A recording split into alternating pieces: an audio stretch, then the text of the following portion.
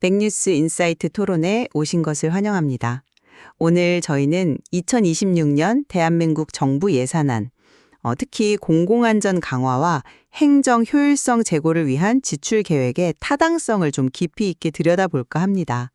정부 발표 자료를 바탕으로요. 과연 이 계획이 증가하는 사회적 요구에 정말 부응하는 꼭 필요한 투자일지 아니면 재정 건전성을 고려할 때 좀 과하거나 비효율적인 지출 확대는 아닐지 그 핵심 질문을 파고 들어보겠습니다. 저는 이번 예산안이 우리 사회가 직면한 과제를 해결하기 위한 적절하고 필요한 조치라는 입장입니다. 네, 저는 반대로 예산 증액의 규모, 그리고 또 일부 신규 사업들의 실제 효과나 장기적인 재정 부담 같은 측면에서 좀 더 신중한 접근과 검토가 필요하다, 이렇게 보고 있습니다. 네, 좋습니다. 저는 먼저 2026년 예산안이 우리 사회의 안전망을 강화하고 또 행정 서비스를 개선하기 위한 필수 불가결한 투자다. 이렇게 생각합니다. 예를 들어서 민생 안정을 위한 치안 역량 강화, 이거는 더 이상 미룰 수 없는 과제잖아요. 신임 경찰 1,600명 포함해서 총 6,400명 인력을 보강하고 또 현장 대응력을 높이려고 저위험 권총 도입 같은데 약 730억 원 투입하는 거, 이건 현장의 필요를 반영한 현실적인 조치라고 봐야죠. 또 기후변화로 빈번해지는 재난 대비 위해서 한국형 기상 예측 모델 개발에 한 27억 원, 그리고 1조 원 넘는 재해 위험 지역 정비 투자, 이런 것들은 단순 비용이 아니라 미래에 더 큰 피해를 막기 위한 선제적인 투자다. 저는 그렇게 봅니다. 그리고 공무원 보수 3.5% 인상하는 것도 중요합니다. 단순히 민간 대비 임금 수준, 이게 2023년 기준으로 한 83.9% 정도인데 이걸 따라잡는다는 의미를 넘어서요. 최근 몇 년 새에 2배 이상 늘어난 그 청년 공무원 이탈률, 이걸 감안하면 안정적인 공공 서비스의 기반을 다지는 조치라고 봐야 합니다. 약 1조 5천억 원 규모의 산업재해 예방 투자 확대 역시 노동 현장의 안전을 지키기 위한 중요한 발걸음이고요. 네, 말씀하신 각 분야 투자의 필요성 자체에는 저도 일정 부분 동의는 합니다. 하지만 예산안 전체를 좀 다른 각도에서 볼 필요가 있지 않나 싶어요. 공무원 보수 3.5% 인상. 이게 말씀하신 대로 지난 9년 중에 가장 높은 인상률이란 말이죠. 그렇죠. 그니 올해 최저 임금 인상률 한 2.9% 정도 되고 정부 물가 전망치는 2.0%인데 이거보다도 높아요. 이런 결정이 과연 향후 국가 재정에 미칠 장기적인 부담을 충분히 고려한 건가? 좀 의문이 듭니다. 또 AI 기술 활용한다는 온라인 총기 거래 감시 9억 원, 마약 유통 채널 분석 7억 원, 이런 시스템들, 그리고 새로 만드는 200억 원 규모 국민안전펀드라고 했죠. 이게 안전기술 개발, 산업 육성 목표라는데 이런 사업들은 아직 실효성이 검증된 게 아니잖아요. 투입되는 예산 대비해서 얼마나 가시적인 성과를 낼 수 있을지 좀 더 면밀한 사전평가나 사후검증 체계가 필요해 보입니다. 그리고 주 4.5일 근무제 도입 기업 장려금 이거 신규로 277억 원 들어간다는데 이런 새로운 복지성 지출 역시 재정적 지속 가능성이라든지 다른 시급한 분야와의 우선순위 문제, 이걸 같이 따져봐야 한다고 생각합니다. 네, 공무원 보수 인상률이 상대적으로 좀 높아 보이는 점은 인정합니다. 하지만 이걸 단순히 비용으로만 볼 수는 없다는 거죠. 최근 공직시험 경쟁률이 눈에 띄게 하락하고 특히 젊은 공무원들 이직이 급증하는 현실은요. 이게 공공서비스의 질적 저하로 이어질 수 있다는 아주 심각한 신호거든요. 그러니까 단순히 임금 격차 해소를 넘어서서 공직의 매력도를 높여서 유능한 인재를 확보하고 또 이들의 사기를 유지하기 위한 최소한의 투자다, 이렇게 봐야 합니다. 위험하거나 기피되는 업무에 대한 수당 인상 같은 특정 직무 처우 두선도 포함되어 있고요. 장기적으로 안정적인 행정 서비스를 유지하기 위한 그런 기반 투자 성격이 강하다고 봅니다. 공직 매력도 저하 문제의 심각성, 그거는 저도 공감합니다. 하지만 그렇다고 해서 일률적인 3.5% 인상이 과연 최선의 해법이었을까 하는 거죠.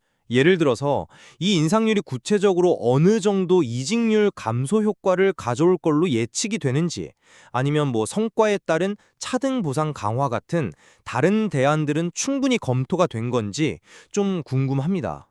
재정 부담을 생각하면 좀 더 정교한 접근이 필요하지 않았나 하는 아쉬움이 남습니다. 네, 그리고 신기술 도입이나 신규 펀드, 지원금 사업 효과에 대한 우려도 일리는 있습니다. 하지만 변화하는 위협에 대응하려면 새로운 시도가 필요하죠. 가령 그 AI 기반 시스템은 점점 고도화되는 온라인상의 위협을 감시하고 또 빅데이터 분석을 통해서 재난 예측 정확도를 높이는데 기여할 잠재력이 크다고 봅니다. 국민안전펀드 역시 당장의 성과보다는 관련 기술 R&D를 촉진하고 안전산업 생태계를 조성하는 어떤 마중물 역할을 기대하는 것이고요.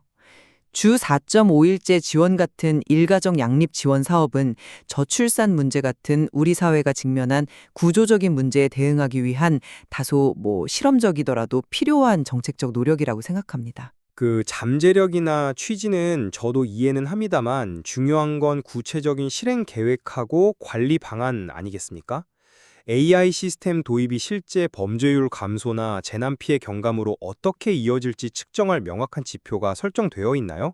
또 수집되는 데이터 관리 문제나 프라이버시 침해 가능성에 대한 대비는 충분한 건지요?